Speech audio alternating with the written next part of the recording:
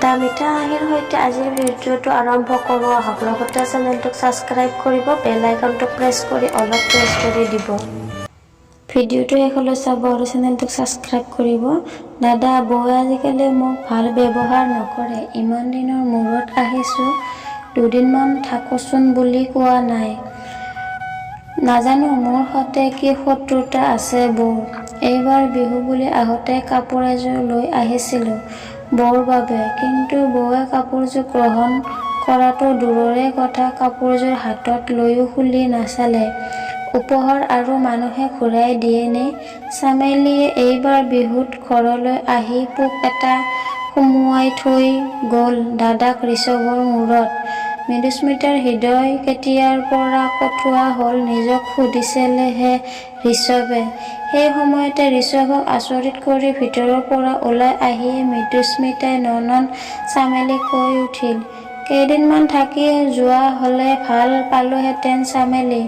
এইবাৰ আহিলে জোঁৱাইকো লগত লৈ আহিবা কিছুদিন থকাকৈ। মহানগৰীখন ভালকৈ চোৱাই হোৱা নাই নহয়, আহিবা দেই চামেলি। ভনীয়েক আৰু পত্নীৰ গোটেই কথাবোৰ শুনি ঋষভ কনফিউজ হৈছে। প্ৰকৃততে চামেলি শুদ্ধ নে মৃদুস্মিতা শুদ্ধ? তথাপি জেতুকা পাতৰ দৰে নাৰীৰ মন বুজা টান। চামেলিৰ হাতৰ টোপোলা দুটা তুলি দি বৌৱাকে আকৌ কৈছে, এটা তোমাৰ বাবে, আনটো জোঁৱাইৰ বাবে বিহুৰ উপহাৰ। চামেলিৰ মুখত আনন্দৰ ৰং উঠিব লাগিছিল, কিন্তু ককায়েক পতিয়ন নিয়াব লাগিব যে। তাই যেন বৌৱেকৰ ওপৰত অফেণ্ডেড তেনে ভাৱত গুচি গৈছিল। মৃদুস্মিতাই ক'লে, আজি 5 বছৰে তুমি মোক চিনিয়েই নাপালা ঋষভ। তাই মোৰ বাবে কোনো উপহাৰেই অনা নাছিল। মই গ্ৰহণ নকৰিলে তাই নকৰিলেহেঁতেন মোৰ উপহাৰ গ্ৰহণ। তাইক মই কিমান বাৰ যে ক'লো দুদিনমান থাকি যাবলৈ, তাইহে গিৰিয়েক গৌৰৱ অকলে থাকি আমনি পাব বুলি কৈ গুচি গ'ল। তাই তোমাক তাৰমানে মোৰ হৈ কথা কিছুমান লগাই থৈ গ'ল। তুমিও শুনা, কাজিয়া এখন নালাগক বুলিয়েই মই অতদিনে তোমাক ক'ব বিচৰা নাছিলোঁ, কিন্তু নক'লো যে তুমি মোক ভুল বুজি থাকিবা। তাই মোক কি কৈছিল জানা? তুমি তোমাৰ ভালপোৱাক লৈ মজা মাৰি আছা নহয়নে বৌ? আৰু মই তুমি ঠিক কৰি দিয়া ল'ৰাটোৰ সৈতে বুৰ্বকৰ দৰে বিয়াত বহি সুখী হৈছোনে বুলি এবাৰলৈ নহ'লেও কেতিয়াবা এদিন সুধিছানে? তুমি যদি এবাৰ ক'লাহেঁতেন দাদাই মোৰ ভালপোৱা জনৰে বিয়া দিলেহেঁতেন। তুমি মোৰ সুখৰ আকৰ কাঢ়ি নিলা, তোমাকো মই সুখত থাকিবলৈ নিদিওঁ। কি সঁচাকৈয়ে চামেলি তেনেকৈ কৈছে?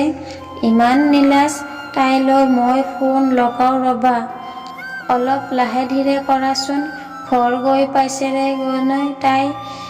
বেছি খঙত নক'বা কিন্তু দেই। ভনীয়েকলৈ ফোন লগাই ধীৰস্থিৰে কৈ গ'ল ঋষভে। ভণ্টি, তই বাৰু গৌৰৱৰ সৈতে সুখী নহয় নেকি চামেলি? হঠাৎ কি সুধিলি দাদা? আজিহে মনত পৰিলনে সুধিবলৈ? ভণ্টি, জানেনে তই কি ভুল কৰিবলৈ ওলাইছিলি? তোৰ ভালপোৱাৰ আয়ুস একেবাৰে চুটি আছিল। সাৰংগৰ কেঞ্চাৰ ধৰা পৰিছিল বাবেই তোৰ বৌয়েৰে এজন চিনাকি সুস্বাস্থ্যৰ গৰাকীৰ সৎ চৰিত্ৰৱান সুন্দৰ পুৰুষক তোৰ জীৱন সংগী কৰি দিলে।